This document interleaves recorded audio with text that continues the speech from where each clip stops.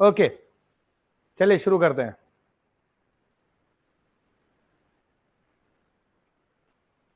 चलो, कल का विनर कौन था जी चॉकलेट में?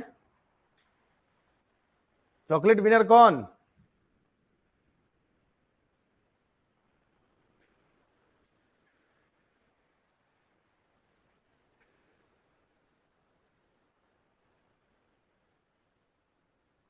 आज भी हो जाए। आज चॉकलेट नहीं, आइसक्रीम का। गर्मी ज्यादा है।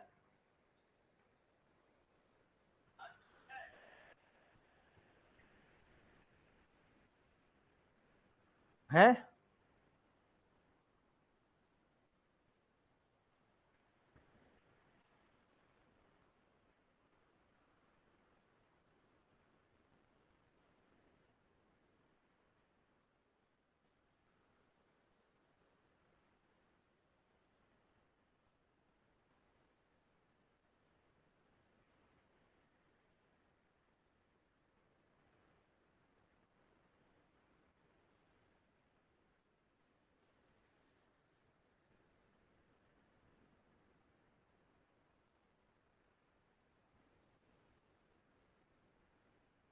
लड़के के नाम पे लड़की विनर थी। चलो कोई बात नहीं, चलो शुरू करते हैं। Let's start the class now. पहला क्वेश्चन आपके सामने है, इजी है।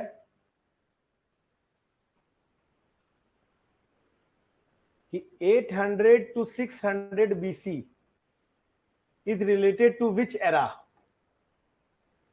भाई मैंने तुम्हें कल ही बताया था कि जो वैदिक एज है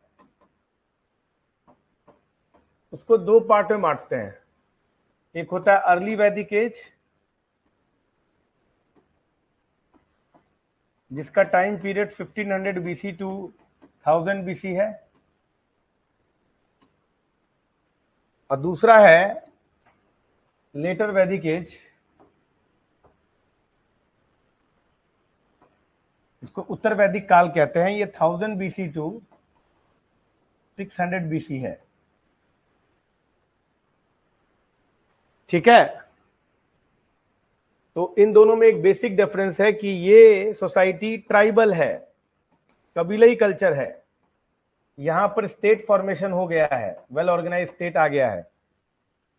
ठीक है, ये पेस्टोरल लोग हैं, यहां पर एग्रीकल्चर प्रोमिनेंट है। यहां सोसाइटी फ्लेक्सिबल है, यहां सोसाइटी रिजिड है। यहां पर varna system on the basis of occupation है, यहां पे बाय बर्थ है। यहां पर एक वेद है, ऋग्वेद है। यहां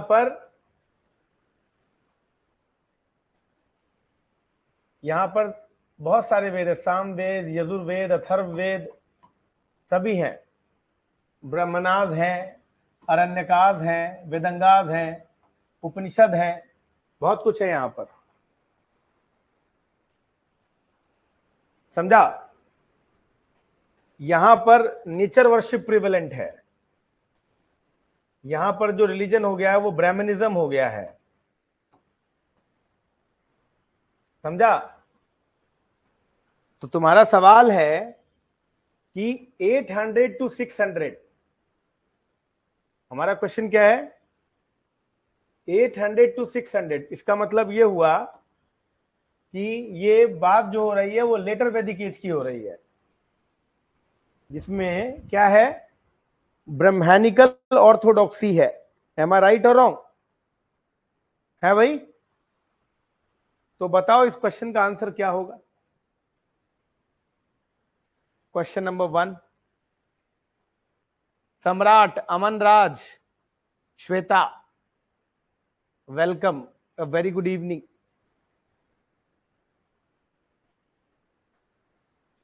आज आइसक्रीम का है, जो जितना क्वेश्चन मैक्सिमम करेगा उसको आइसक्रीम मिलेगा। ठीक है, तो मैं जब सही बताऊं तो तुरंत +1 कर लेना। तो 800 to 600 BC जो बोला जा रहा है, it is basically talking about later Vedic as.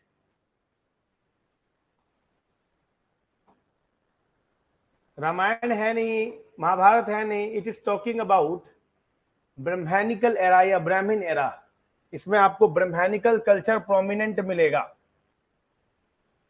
इसका आंसर ए है।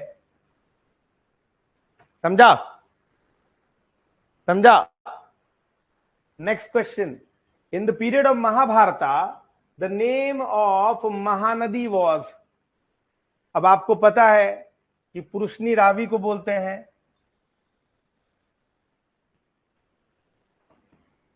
अक्षनी चेनाब को बोलते हैं, समझे, तुतुर्दी सतलज को बोलते हैं। सिमिलरली जो महानदी है उसको महानंदा बोलते थे उस समय में। क्या बोलते थे? महानंदा।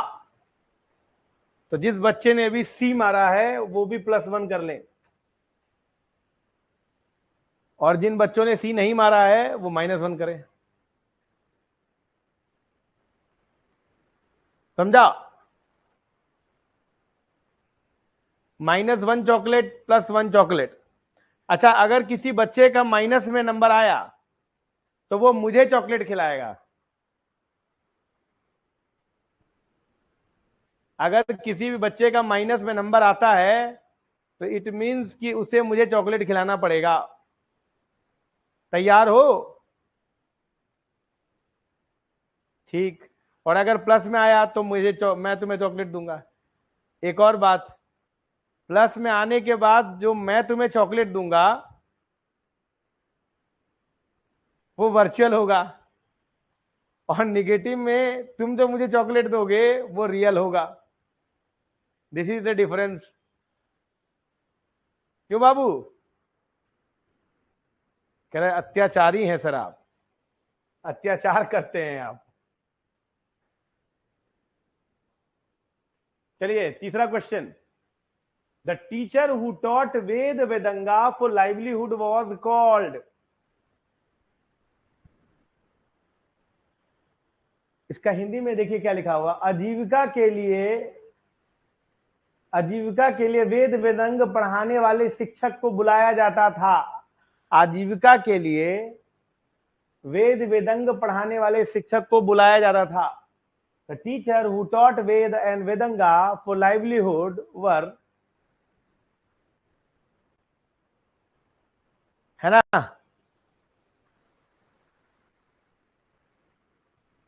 बोले किस किस को +1 चाहिए?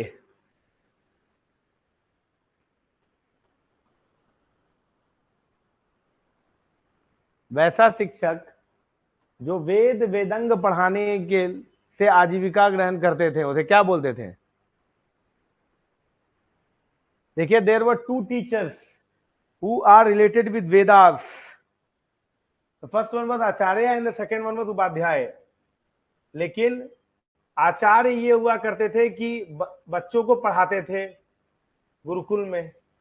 उपाध्याय जो थे वो आजीविका के लिए क्या करते थे? वेद वेदंग पढ़ाते थे। इसका आंसर सी होगा। समझे? ये ध्यान रखना।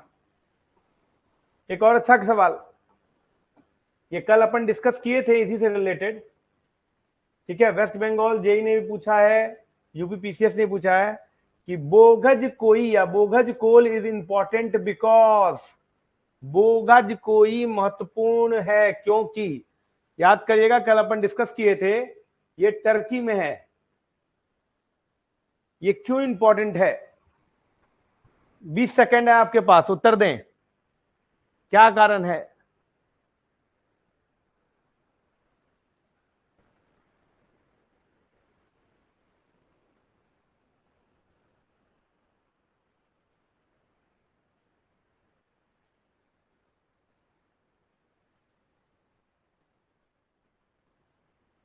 बताइए सर।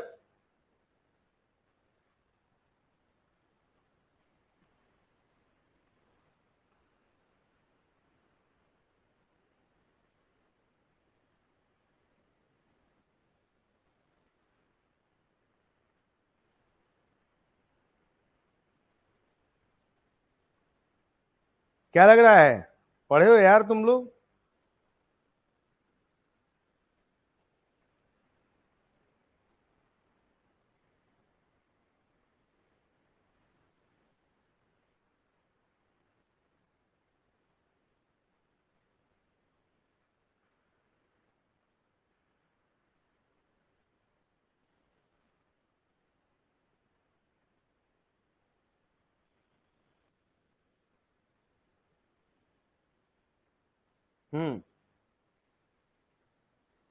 कल ही डिस्कस किए हैं यार।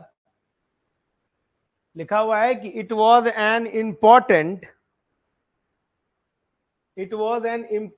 Trading centre between central Asia and Tibet. भाई सेंट्रल एशिया एंड इंडिया के बीच में, सेंट्रल एशिया के लोग इंडिया में आर्य के रूप में आए थे, ये मेंशन है। ट्रेडिंग सेंटर है ये मेंशन नहीं है। Original text of the Vedas were compose नहीं। तो बोगज गोई इंस्क्रिप्शन में ये मेंशन है कि वैदिक गॉड कौन कौन से थे, कौन कौन से गॉडेसेस थे। जल्दी से बताइए कि अर्ली वैदिक एज में कौन कौन से गॉड एंड गॉडेसेस थे, और लेटर वैदिक एज में कौन से गॉड एंड गॉडेसेस थे, and what is the significance of it. जल्दी से बताइए, हैंड रेस करो, हैंड रेस करो। देखो बगल में आपको एक ऐसे करके आ रहा होगा, हैंड ऊपर, हैंड रेस करने वाला, उसको करो जरा।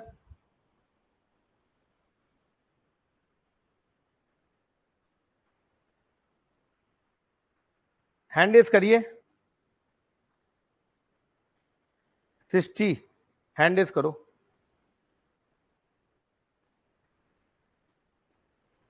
हाँ सृष्टि बताओ जरा जी, बोलो बोलो, बोलोगे तो सुनाई दे देगा मेरे को।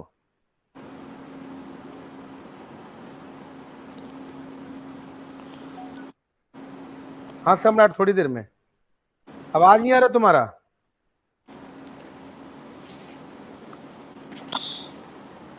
बोलो। नहीं नहीं अभी क्लास रहने दो ना, बाद में करेंगे। तो दिखाई नहीं दे रहा क्या? हम यहाँ आने पर भी नहीं दिखाई दे रहा है। हाँ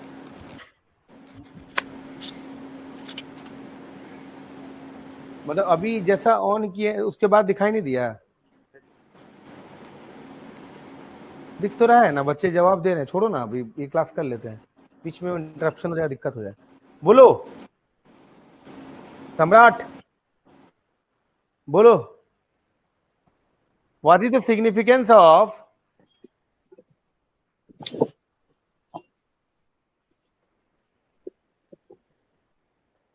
हाँ राहुल,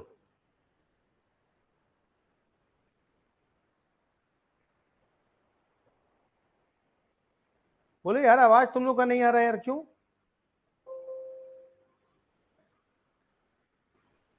आवाज नहीं आ रहा है क्या? बोलोगे तब ना। नहीं नहीं, हैंड रेस करने पर तो तुम लोग बोल नहीं रहे हो ना, बोल रहे थे क्या? चलो ठीक है, छोड़ो। जो अर्ली वैदिक एज के जो गॉड हैं,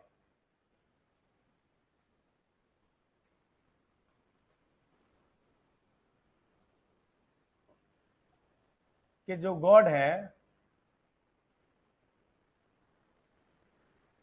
वो तुम्हारे नेचुरल गॉड, नेचर गॉड है। अच्छा एक बात बताइए, एक सेकेंड, इसमें मैंने हार्ड डिस्क मंगवाया है क्या? कहीं ऐसा ना मैं डेटा हार्ड डिस्क में डाल दिया नहीं? क्या यार, मैं भी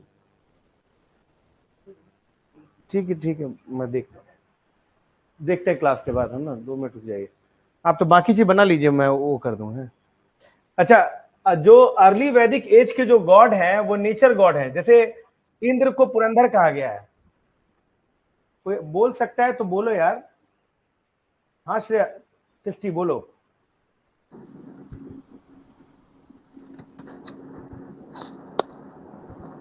बाकी बोलोगी तब ना। सर आवाज आ रही है आपको? हाँ बिल्कुल आ रही है, बोलो। सर अर्ली वैदिक में इंद्र थे, हाँ। अग्नि थे, वरुण थे। What is the significance? Why Indra is so important god in early Vedic age? क्योंकि एग्रीकल्चर इकोनॉमी था और रेन का बहुत इंपॉर्टेंस था वहां पे, मतलब कि हम शिफ्ट कर रहे एग्रीकल्चर थे। इकोनॉमी था तो रेन का बहुत, तो रेन का ही सिग्निफिकेंस था। अर्ली वैदिक नहीं, एज में तो पेस्टोरल सोसाइटी थी यार। पेस्टोरल थी, हम शिफ्ट कर रहे थे ना एग्रीकल्चर के टुवर्ड्स। और रेन का अग्नि उस टाइम सबसे ज्यादा इंद्र को रखा गया था, क्योंकि उनको वॉर का भी बोला जाता था गॉड, और उनको हाँ रेन का ये भी बोलो गॉड। ना, पेस्टोरल सोसाइटी थी तो नेचुरली उनके पास जानवर होंगे, गाय होंगे, बैल होंगे, है ना, बकरियां होंगी। तो अब क्या है कि हाँ। एक गण का को अपने आप को फैलाने का एक यही तरीका था कि वो दूसरे गण पे अटैक कर दे। तो जो उसकी प्रॉपर्टी होगी, जो उसके जो घर होंगे, जो उसके जानवर होंगे, वो एक गण का जो है वो दूसरा गण ले लेगा। तो अपने आप को फैलाने का तरीका यही था। तो हर आदमी सोचता था कि वॉर जीत जाए। तो इंद्र जो थे वो वॉर के गॉड माने जाते थे, इसीलिए उनको पुरंदर भी बोलते थे, है ना। तो destroyer of the dwelling unit, इसलिए इंद्र का सबसे ज्यादा सिग्निफिकेंस है। Yes sir. उसके अलावा रेन गॉड भी है वो, है ना। सिमिलरली हम्म। अग्नि का significance second most prominent. God थे अग्नि, और उनका क्या वो फायर की क्या वजह था से, अग्नि का क्योंकि सिग्निफिकेंस? क्योंकि ऐसा मानते थे कि जो अग्निदेव है वो आपकी बातों को वहां तक, मतलब भगवान तक पहुंचाने का काम करते हैं, इसलिए। हाँ, तो ही वॉज अ पोस्टमैन। हाँ। अग्नि क्या थे? पोस्टमैन थे। जो हम अग्नि जी को कह देंगे, अग्नि जाके गॉड तक पहुंचा देंगे, है कि नहीं। और कौन से गॉड थे? वरुण थे।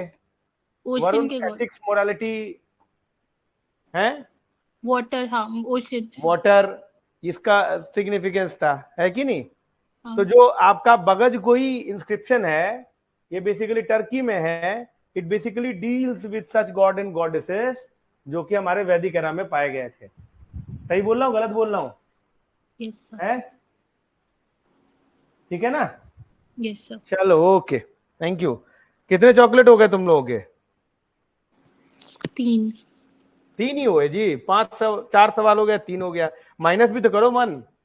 सर माइनस करके ही तो हुआ है 3। अच्छा, माइनस करके हुआ है, चलो। निगेटिव आएगा तो बाबू हमको देना होगा। Yes sir. सर आप भी तो अच्छा, अभी तक नहीं। क्या बोले? बोलो बोलो, क्या बोल रही हो? सर एक वर्चुअल बचा हुआ है ना, तो वो कट हो जाएगा। अच्छा, एक वर्चुअल बचा हुआ तो कट जाएगा, चलो ठीक। In the context of ancient Indian society, which one of the following terms does not belong to category of the other three? प्राचीन भारतीय समाज के संदर्भ में निम्नलिखित में से कौन सा शब्द अन्य 3 की श्रेणी में नहीं आता? बहुत ही 2 कौड़ी का सवाल है ये, बताओ। 2-4 बार पूछ दिया गया, यूपीएससी में पूछ दिया गया है। अरे ये तो आगे चला गया है यार।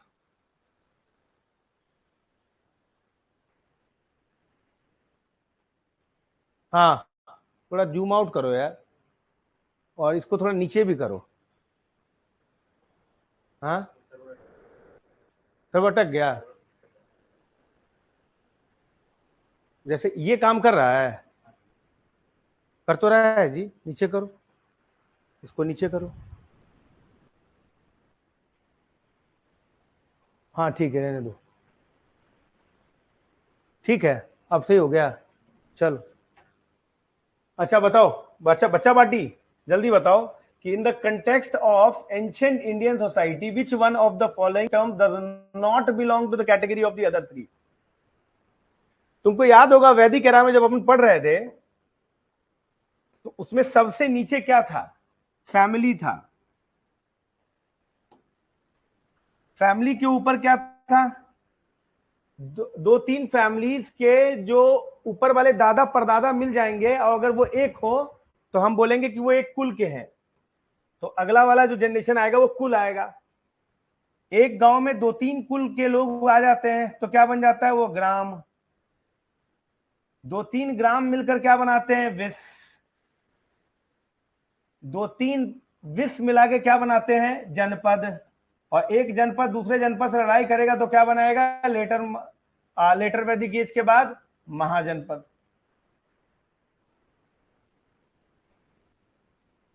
बात बुझे? तो अब देखो, बात समझो।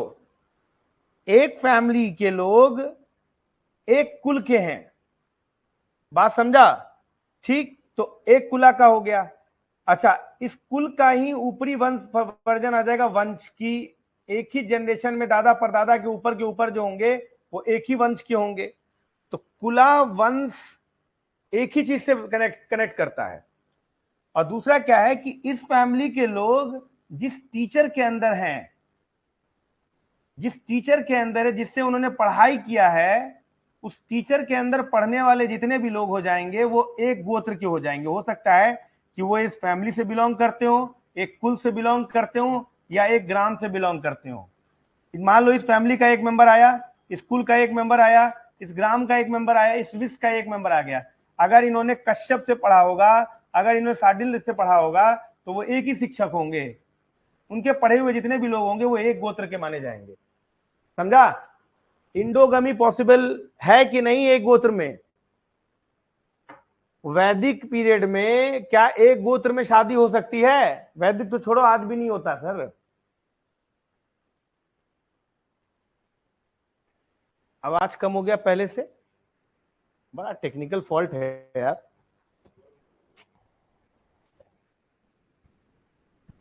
अभी आ रहा है आवाज बाबू?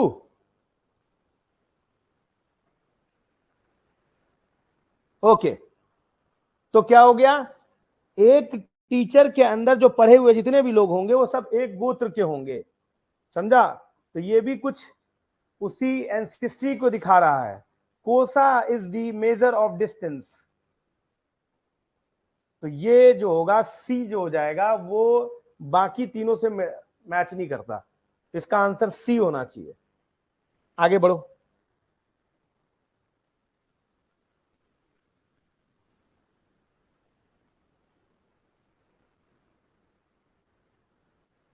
ये करो भाई, देखो जो ये 7वां नंबर का क्लास सवाल करेगा उसको 2 चॉकलेट मिलेगा, +2 जोड़ो। लिखा है कि in the post Vedic period which was considered as the axis of Aryan culture. उत्तर वैदिक काल में आर्य संस्कृति की धुरी किसे माना जाता था? या इनडायरेक्टली तुमसे ये पूछा गया है कि क्या कारण, इनमें से कहां पर जो है वो ओरिजिनिंग है आपका आर्यन कल्चर का? दिमाग लगाओ, दिमाग लगाओ।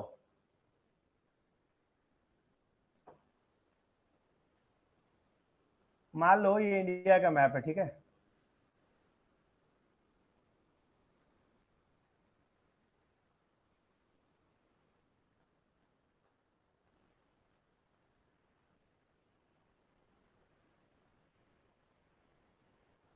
ठीक, ये जो क्षेत्र है ये सब सिंधु का क्षेत्र है।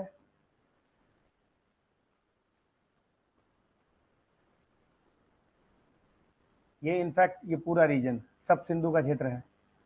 ठीक, जो आर्यन सबसे पहले आए थे यहां पर सब सिंधु में।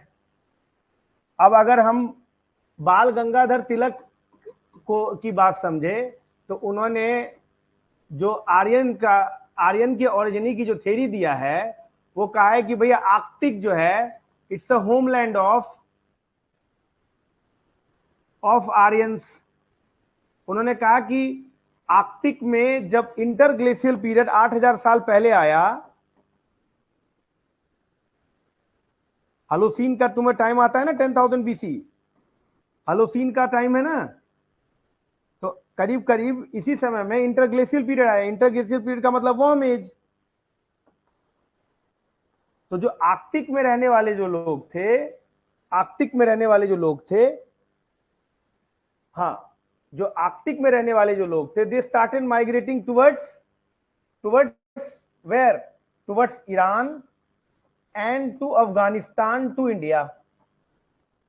यही कारण है कि आज भी ये माना जाता है कि जो राम जो इस लैंड में रहे होंगे वो 8000 साल पहले भारत में आए हैं।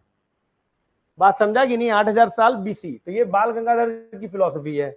लेकिन जितने भी ये मैक्स मूलर के संतान हैं, यानी कि उनकी आइडियोलॉजी मानने वाले हैं, वो इस बात को बिल्कुल खारिज करते हैं।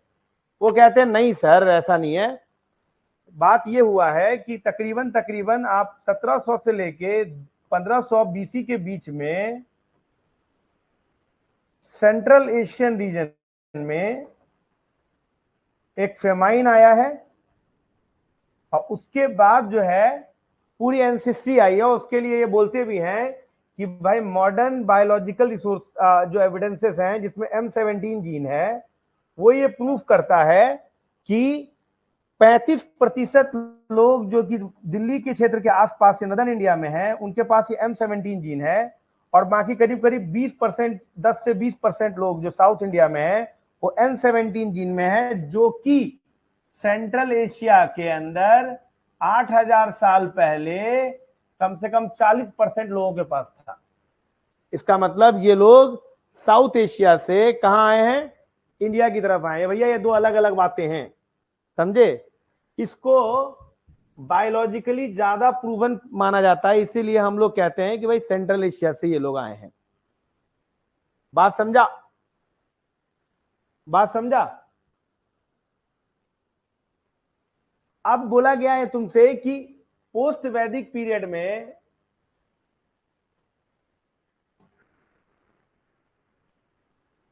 किसको हम आर्यन कल्चर का एक्सिस बोलेंगे। तो अब देखो, तुम्हें अगर याद हो तो अपन पढ़े थे कि बैटल ऑफ 10 किंग्स हुआ है,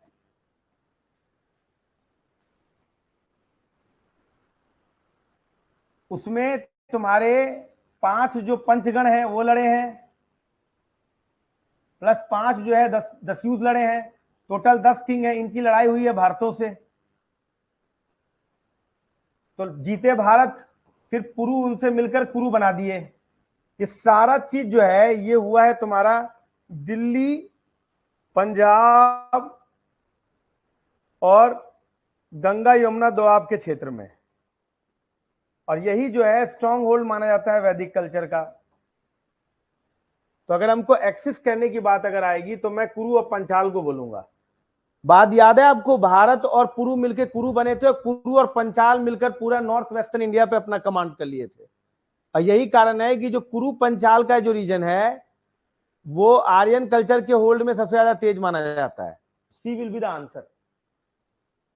नेक्स्ट क्वेश्चन, नहीं तो बहुत टाइम लग जाएगा, थोड़ा अपना एक्सप्लेनेशन थोड़ा सा काटेंगे। अच्छा, बोल क्या रहे हैं कि थोड़ा सा और बढ़िया सवाल लाओ यार, ये करो। 9th बोल रहे हैं कि मैच द फॉलोइंग करिए, कि आपके सामने जो है इन्होंने क्या कर दिया है कि फेज दे दिया है, एज दे दिया है, और बोला है कि उस समय में इकोनॉमिक एक्टिविटी क्या थी। अच्छा सवाल है, यूपीपीसीएस प्री में 2020 में पूछा गया। देखते हैं आप लोगों में से कितने लोग गलत हो गया। आहा, -1 करो बाबू। नहीं, -1 नहीं, पिछला सवाल -2 का था, तो तुम्हारा 3 में से 2 गया, अब तुम +1 में हो। 60। राहुल तुम्हारा कितना है जी? सम्राट, अपना अपना नंबर जोड़ लो। चलो भाई बताओ कौन सा एज में क्या है। निम्नलिखित का मिलान करें। सिंधु घाटी सभ्यता, उत्तर वैदिक काल, ऋग्वैदिक काल, उसके बाद मध्यकालीन युग, Indus valley civilisation, letter Vedic as, ऋग्वैदिक as, medieval as. बताइए फटाफट, जल्दी, शीघ्र।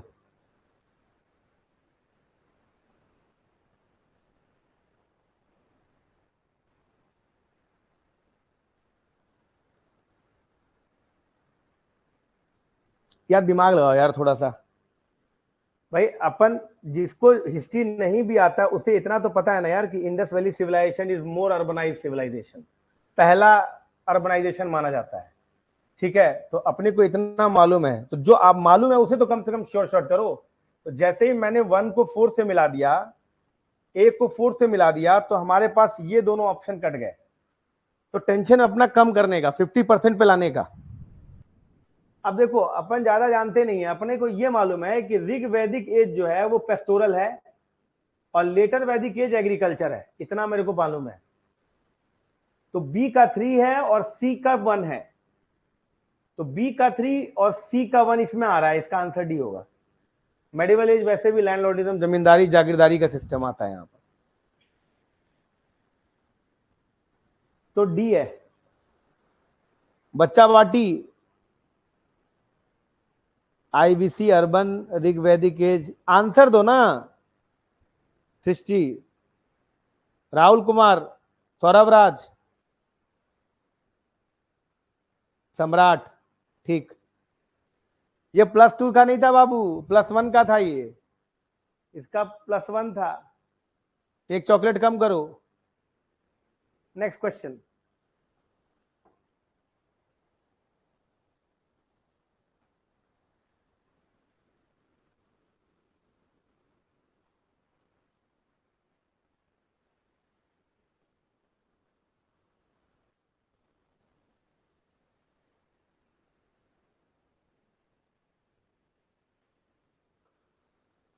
हाँ भाग रहा है जी।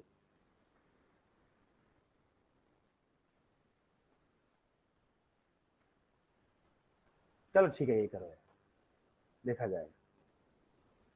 From among the following what were the notable development between 7th to 5th century. ये +2 का है, इसमें 2 चॉकलेट मिलेगा जो करेगा। तो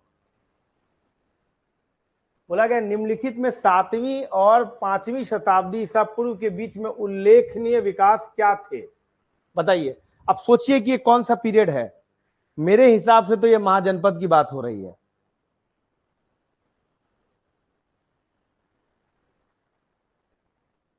ओके सम्राट, एक्सेप्टेड। मेरे हिसाब से तो ये महाजनपद पीरियड की बात हो रही है, कर्नाटका पीसीएस 2011। अब सोचो ये क्या बात कर रहे हैं।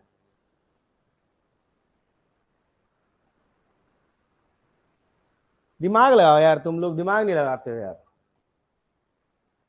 ढंग के सवाल में शांत हो जाते हो तुम लोग।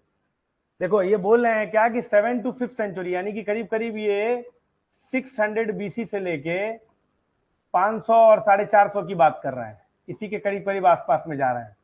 यानी ये पीरियड महाजनपद का है। महाजनपदा में छोटे छोटे जनपद जो हैं वो क्या हुए हैं,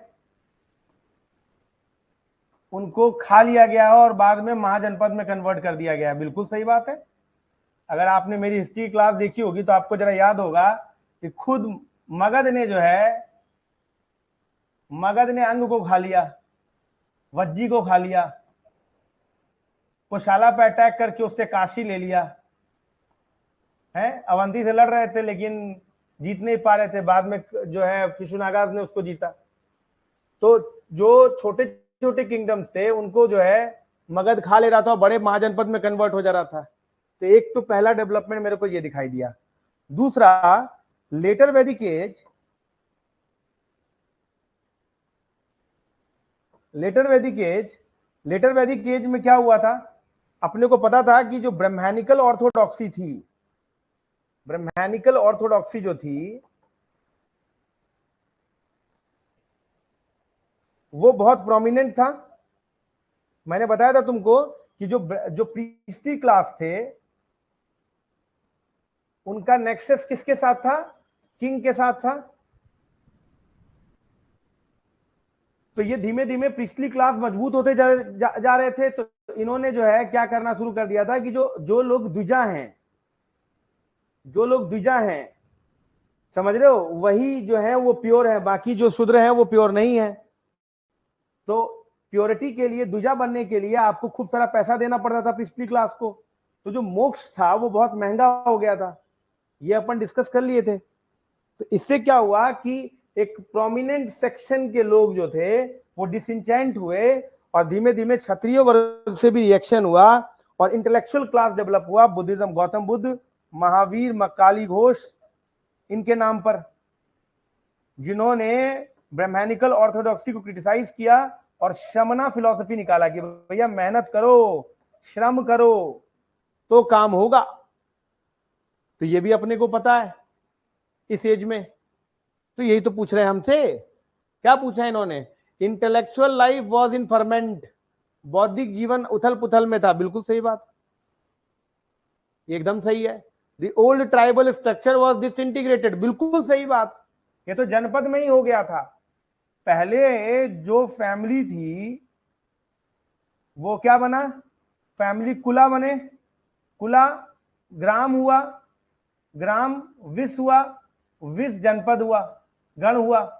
तो ये जो गण था ये कबीलाई कल्चर में जी रहे थे, ये तो अर्ली वैदिक एज की बात थी। लेकिन जब लेटर वैदिक एज में आते हैं तो कबीलाई कल्चर खत्म होने लगा और धीमे धीमे स्टेट आने लगा, छोटे छोटे प्रोटो स्टेट्स बनने लगे, तो जिसको हम लोग जनपद बोलते हैं। तो एक जनपद में कई गण हो गए। तो जब कई गण हो गए तो गण का जो सिग्निफिकेंस था कि मैं इस टाइप से बिलोंग करता हूं, वो धीमे धीमे डिसइंटीग्रेट होने लगा, वो फीलिंग दबने लगी। और बाद में जाकर लोग जो है ना उस प्लेस को ज्यादा इंपॉर्टेंस देने लगे। समझ रहे हो बात को?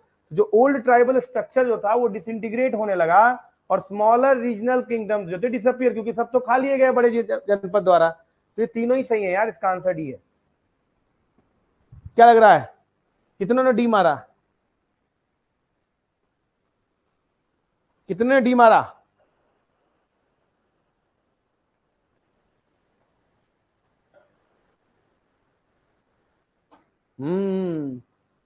+2 जोड़ लो भाई, +2 जोड़ लो। चलो आगे बढ़ो।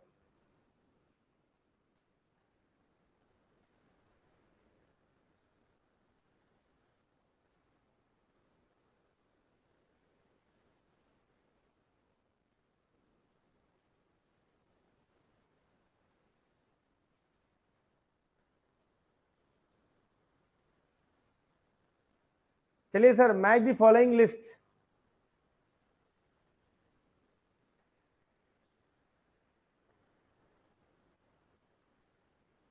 जो इसको कर देगा मेरी तरफ से आइसक्रीम, इसमें +1 आइसक्रीम है।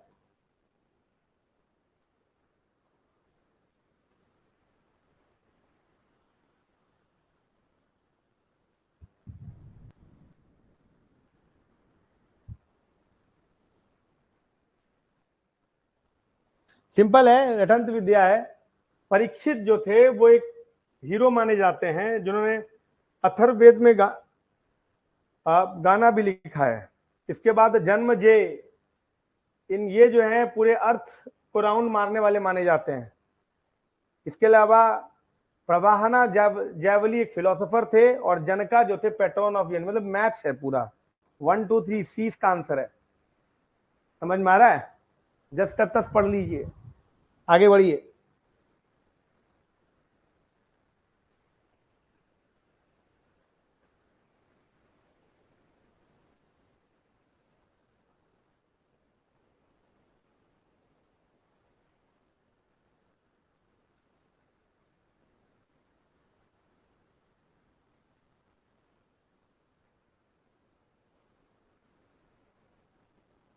ये क्वेश्चन कीजिए।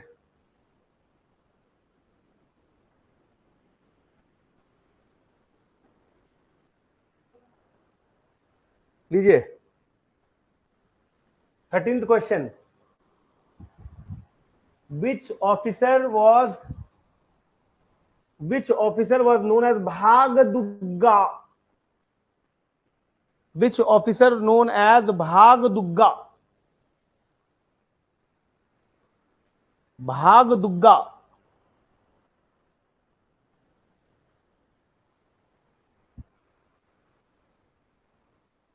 भागदुग्गा किसे कहते थे? भागदुग्गा।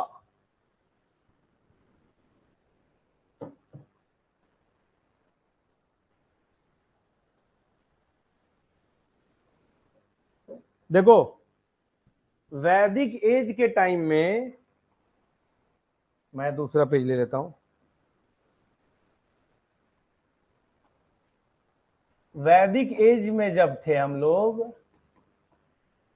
तो अर्ली वैदिक एज में एक टैक्स दिया जाता था। टैक्स क्या कह लो, एक तरह की ऑफरिंग कहते थे उसको, हम लोग कहते थे बाली। बाली, बाली जो था वो वॉलेंट्री था।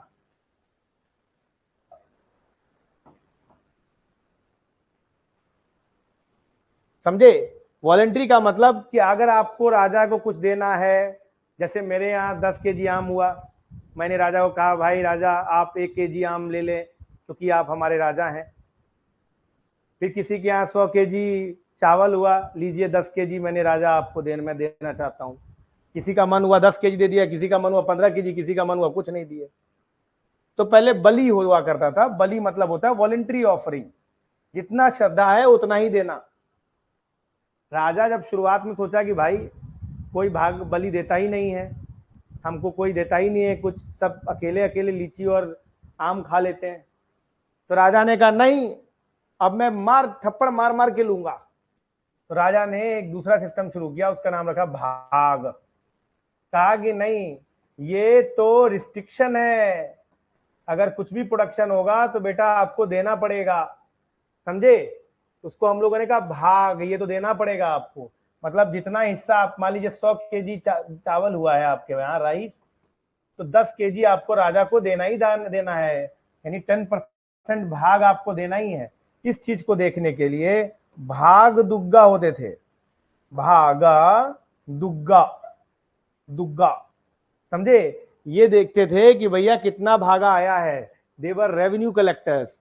और जो लोग बाली लेते थे उसको हम लोग क्या बोलते थे, बाली सदका, बाली सदका,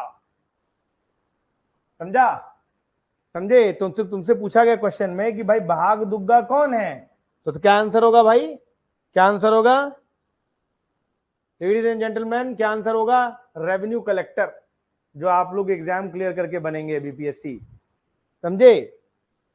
दे वर बेसिकली टैक्स कलेक्टर्स। ठीक, चलो भाई आगे बढ़ो, बच्चा पार्टी।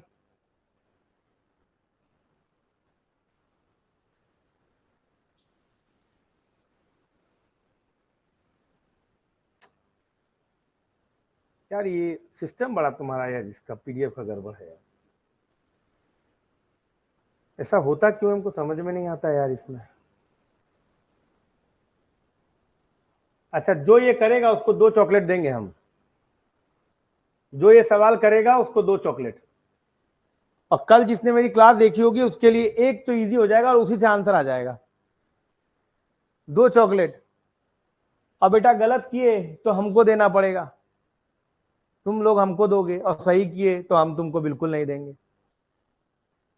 चलो जल्दी बताओ। Match list 1 and list 2 and select the correct answer from the codes given below the list. सूची 1 को सूची 2 में सुमेलित करें और सूचियों के नीचे दिए गए कोड में सही उत्तर चुने। जो बच्चा कल मेरी क्लास देखा होगा वो ये आंसर एकदम 2 सेकंड के अंदर करेगा। देखो सृष्टि देखिए, तुरंत आंसर कर दी। अब सही करिए गलत करिए हमको नहीं मालूम, सही करिए क्या।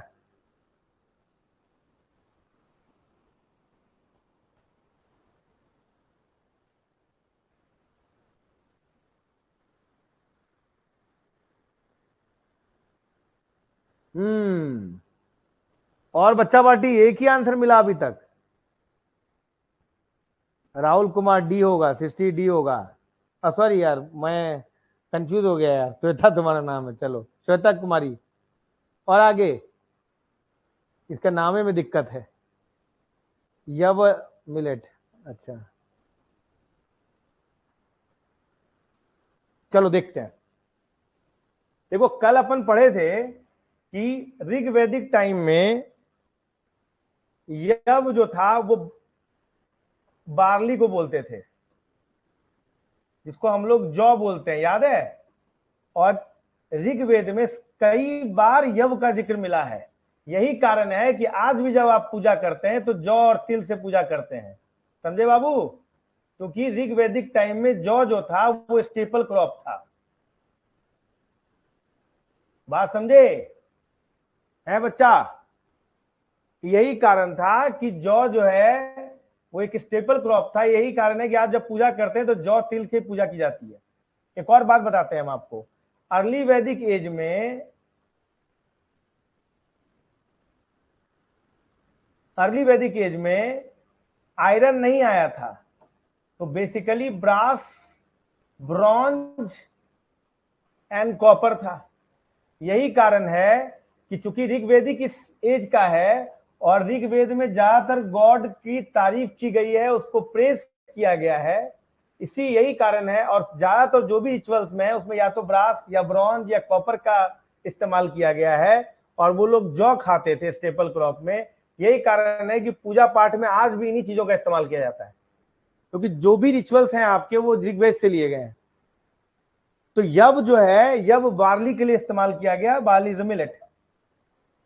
तो भैया जब हमको मालूम है कि यव जो है वो मिलेट है, तो सी का 4 हो गया। सी का 4 किधर है? कहीं नहीं है भाई, ये गया ये गया ये गया। ये लो चिंटू कैंडी सवाल, कितना इजी हो गया, समझे? व्रीहि शब्द जो इस्तेमाल होता था वो राइस के लिए होता था, मुदगा जो था वो मूंग बीन के लिए होता था, ये मूंग और मूंग, और इक्षु जो शब्द होता था वो शुगर केन के लिए। भाई साहब रट लेना इसको, मैं पहले बता रहा हूं, इसका आंसर डी है। समझे भाई? इसमें कोई कॉन्सेप्ट नहीं है। कितनों का 2 आया, कितने गलत किए? सब चीटिंग करो, गूगल तो नहीं कर रहे हो तुम लोग? चलो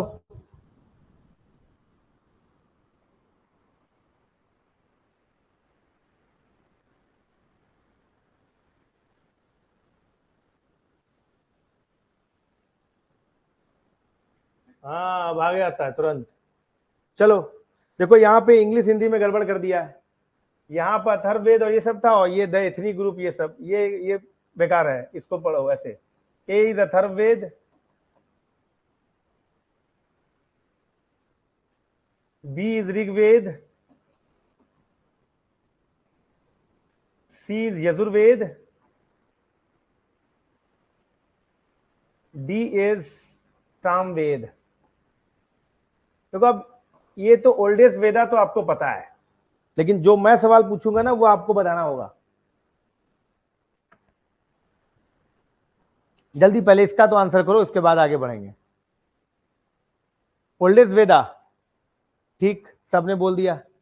oldest Veda is Rigveda. What is the order? वेदों का ऑर्डर क्या है जिसमें ये आए हैं? तो सबसे पहले कौन सा वेद आया है? द ऋग्वेदा। उसके बाद कौन सा आया है? द यजुर्वेदा। उसके बाद कौन आया है? द सामवेदा। उसके बाद सबसे यंगेस्ट वन कौन है? अथर्ववेदा। क्योंकि ये सबसे नया है तो छोटे बच्चे को अलग से इज्जत दी जाती है, तो ये अलग हो गया। और ये सबसे पुराने हैं तो बड़े लोग अलग रहते हैं, ये तीनों अलग हो जाते हैं, इसीलिए इन तीनों को वेदत्रयी बोलते हैं। कुछ लोग इनको वेदों में भी नहीं गिनते, अथर्ववेद को, समझे?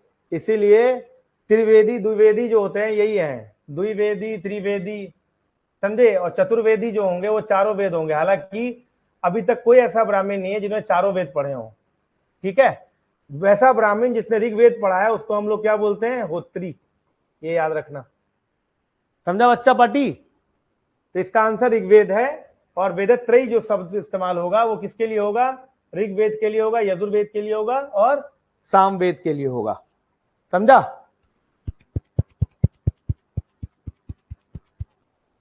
ठीक, ओके।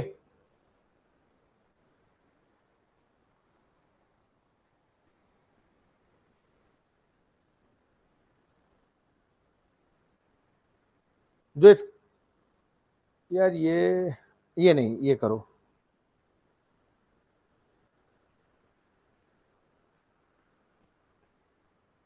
ये करो।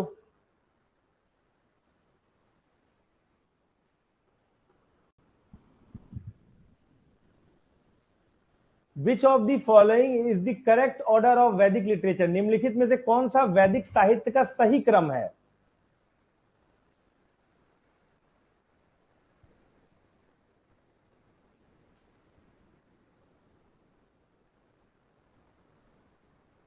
क्या लगता है?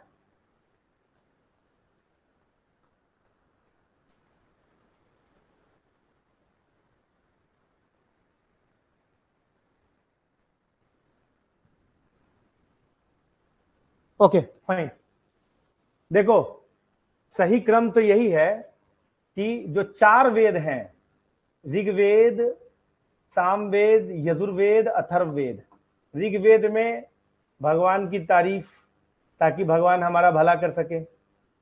सामवेद में ऋग्वेद याद करने में मुश्किल होता था तो म्यूजिक डाल दिया। यजुर्वेद में यज्ञ, सैक्रिफाइसेस, रिचुअल्स, इसकी बात की गई है। अथर्ववेद में काला जादू, मैजिक, ब्लैक मैजिक, दुश्मनों को भगाना और आयुर्वेद के बारे में बताया गया है, हीलिंग्स के बारे में बताया गया है। तो ये चारों वेद को हम लोग क्या बोलते हैं? वैदिक संहिता, संहिता। हर एक वेद के साथ एक ब्राह्मण अटैच है। जैसे ऐत्रेय ब्राह्मण जो है वो जो है आपका ऋग्वेद से अटैच है, ठीक है। तो हर एक ब्राह्मण में बेसिकली जो वेद है उनके जो रिचुअल्स हैं, उनके जो मंत्र हैं, उसका उच्चारण कैसे किया जाएगा, कैसे पूजा पाठ होगा, इसके बारे में ब्राह्मणास में मिलता है। Aranyakas is basically related to the forest life. Upanishads is the निचोड़ ऑफ द वेदा। समझ में आ गया? तो कौन कौन से उपनिषदास हैं? उपनिषदास में कौन कौन से बहुत इंपॉर्टेंट उपनिषदास जो आपको पता होने चाहिए? द कठोपनिषद, द कठोपनिषद, ठीक है। कठोपनिषद,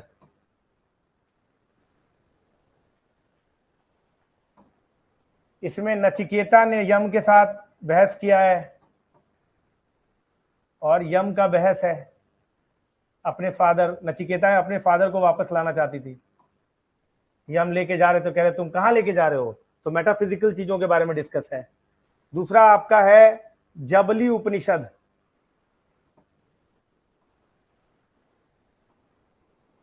इसमें 4 आश्रम के बारे में डिस्कस है। कौन कौन से 4 आश्रम होते हैं जी? कौन कौन सा? ब्रह्मचर्य, गृहस्थ, वानप्रस्थ और चौथा समाधि। तीसरा क्या हो गया? एक है तुम्हारा ईसोज उपनिषद। क्या है ये क्रिएशन के बारे में बताया गया है।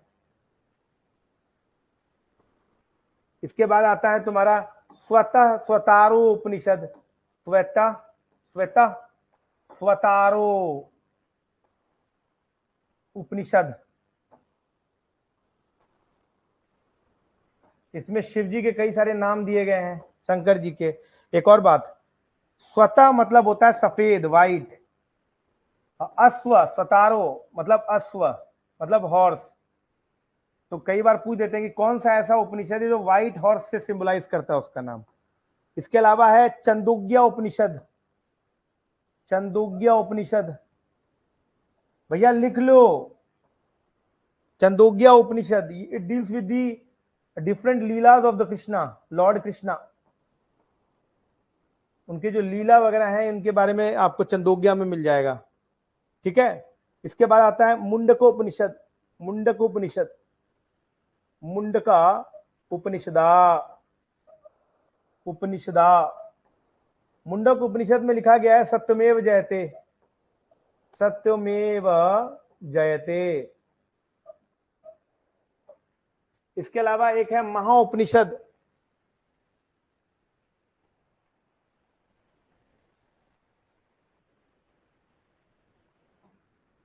इसमें वसुदेव कुटुंबकम है, तो पिछली बार G20 का वो भी था, कुटुंबकम, चैप्टर 6, ठीक है। ये कुछ इंपॉर्टेंट है भाई, रट लेना इसको। एक और है, एक है यज्ञवल्क्य का, क्या है जी? बृहदरण्यको उपनिषद। वो भी मेटाफिजिकल लाइफ के बारे में बताया गया है। बृहदरण्यको, बृहदरण्यको, दरण्यको उपनिषदा। यज्ञवल्क्य क्या है ये? इसी में गार्गी इनसे बहस करी है, वालक्य, समझे। इसी बृहदरण्यको उपनिषद की कमेंट्री के ऊपर किताब लिखी गई है, उसका नाम है दी वेस्टलैंड, इलियट द्वारा। और इसी वेस्टलैंड के लिए जो है इलियट को नोबेल प्राइज भी मिला है। अब आप सोच लीजिए कि बृहदरण्यको उपनिषद कितनी बड़ी रचना है और गार्गी कितनी बड़ी विद्वान होंगी।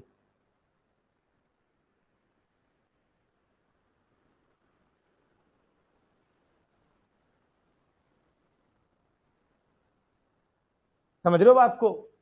चलो भाई आगे बढ़ो।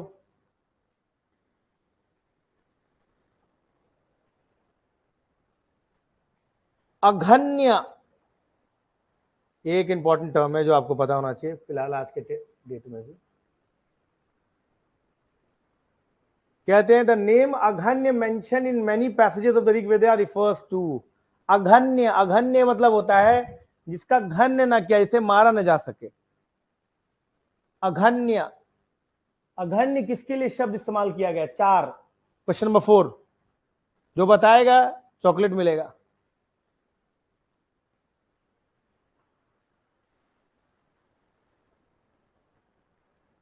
जल्दी बोलो यार, समय थोड़ा कम है आज।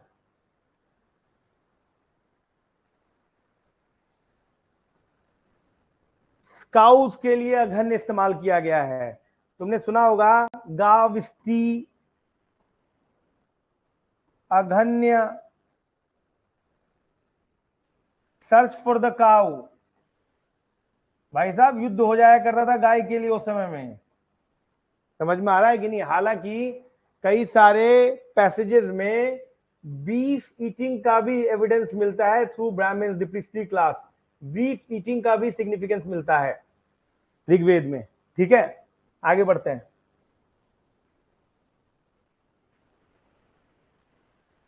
चलो भाई, 5वां नंबर क्वेश्चन अभी बताया है।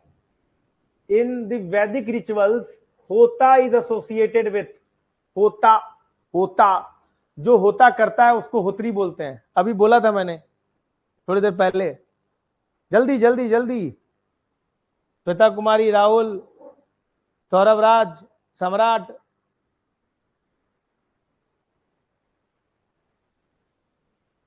इन वैदिक रिचुअल होता इज एसोसिएटेड विथ। होता जो है, होता एक परफॉर्मेंस है जो ऋग्वेद पढ़ते हैं उसको कहा जाता है। इसी के प्रीस्ट को हम लोग इसी नाम से होत्री जो बोलते हैं। समझ में आ गया? मैं आपको छोटा सा होमवर्क देता हूं, मेरे को बताना कि 2 शब्द है, एक है उद्गात्री, ये एक ब्राह्मण को कहते हैं, और दूसरा अध्वर्यु, ये भी एक ब्राह्मण होते हैं और ये वेद पढ़ते हैं। ठीक है, तो मुझे बताना कि कौन से, अगर कोई ब्राह्मण कौन सा वेद पढ़ेगा तो उससे उद्गात्री बोलेंगे, और कौन सा वेद पढ़ेगा तो अध्वर्यु बोलेंगे। ये होमवर्क है, कल बताना मेरे को। ठीक है, चलो आओ नेक्स्ट क्वेश्चन पे आओ।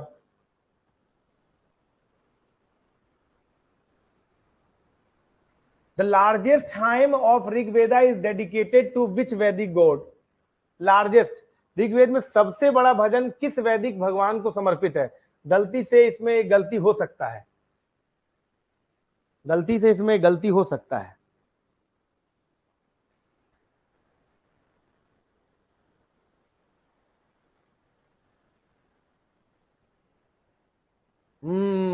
देखा, फंस गया। कहा ना तुम लोग फंस जाएगा इसमें। देखो, लार्जेस्ट नंबर ऑफ हाइम्स जो है, लार्जेस्ट नंबर ऑफ हाइम्स जो है वो इंद्र के लिए है, पर ये सवाल वो नहीं है। इन्होंने तुमसे बोला है कि सबसे बड़ा हाइम, सबसे बड़ा भजन किसके लिए है? वो अग्नि के लिए है। ये फंसने वाला सवाल है, समझा? समझे बाबू? हैं, समझ गए? नंबर 250 से ज्यादा नंबर दिए गए किसके लिए? ऋग्वेद के लिए, इंद्र के लिए दिए गए हैं। लेकिन सबसे बड़ा भजन किसके लिए है? किसके लिए है? अग्नि के लिए। और अग्नि कौन थे? पोस्टमैन, डाकिया। क्या करते थे वो? कहते थे भगवान, आदमी जो है, कॉमन मैन, मैन जो है वो अग्नि में कुछ रखता है और वो भगवान तक पहुंच जाता है। आज भी तो यही करते हो ना, अग्नि कुंड बनता है, आप बोलते हो स्वाहा स्वाहा, मतलब आप समर्पित, ईश्वर को समर्पित। भगवान क्या करते हैं? अग्नि देवता वो भगवान तक पहुंचाए, देखो भैया सामने वाला पूजा कर रहा है, मन की मुराद पूरी करो इसकी। चलो आगे बढ़ो। From which Veda Sanskrit literature, ये आखिरी सवाल है, ठीक है? From which Veda Sanskrit literature has begin? कौन से वेद जो है, संस्कृत साहित्य की शुरुआत किस वेद से हुई है? यार ये तो इजी क्वेश्चन है, ये तो इजी क्वेश्चन है यार।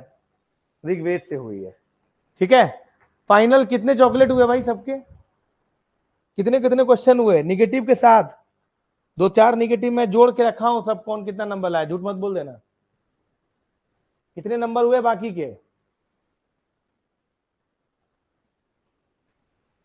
13 चॉकलेट श्वेता, बाकी देखो अब सब झूठ झूठ बोलेगा, सब झूठ झूठ बोलेगा, हमको मालूम है सबका बहुत गलती हुआ है।